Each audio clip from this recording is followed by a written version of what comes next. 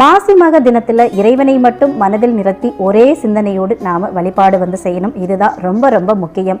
இந்த தினத்தோட மற்றொரு சிறப்பா பாத்தீங்கன்னா, குழந்தை இல்லாத தம்பதிகள் குழந்தை வரம் வேண்டி விரதம் இருந்து அன்னதானம் செய்தா குழந்தை பாக்கியம் கிடைக்கும் அப்படின்றது ஐதீகம். அதே மாதிரி மாசி மக நாளில் புனித நீராடி இறைவனை வணங்குறப்போ நம்மளுடைய தோஷங்கள் அனைத்தும் நீங்கி மகிழ்ச்சியோட இருப்போம் அப்படின்னு சொல்லப்படுது.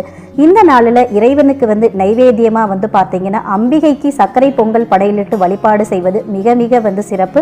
மாசி மாதத்துல வரக்கூடிய மக நட்சத்திரத்துல விரதம் இருந்து சிவபெருமானை நாம வழிபாடு செய்யும் போது சிவபெருமானுடைய முழு ஆசீர்வாதமும் நமக்கு கிடைக்கும் அப்படின்னு சொல்லப்படுது. இந்த மாசி மகம் பௌர்ணமி திதியோடு சேர்ந்து வர்றதுனால அன்னைக்கு சூரிய அஸ்தமனத்துக்கு அப்புறமா அம்மன் வழிபாடு செய்யறது, முழு சந்திரனை வழிபாடு செய்யறது, சத்யநாராயண பூஜை செய்யறது, இது எல்லாமே பார்த்தீங்கன்னா நமக்கு அதிதீத செல்வ வளங்களை பெற்றுத்தரும். மாசி பௌர்ணமியில அம்மனை விரதம்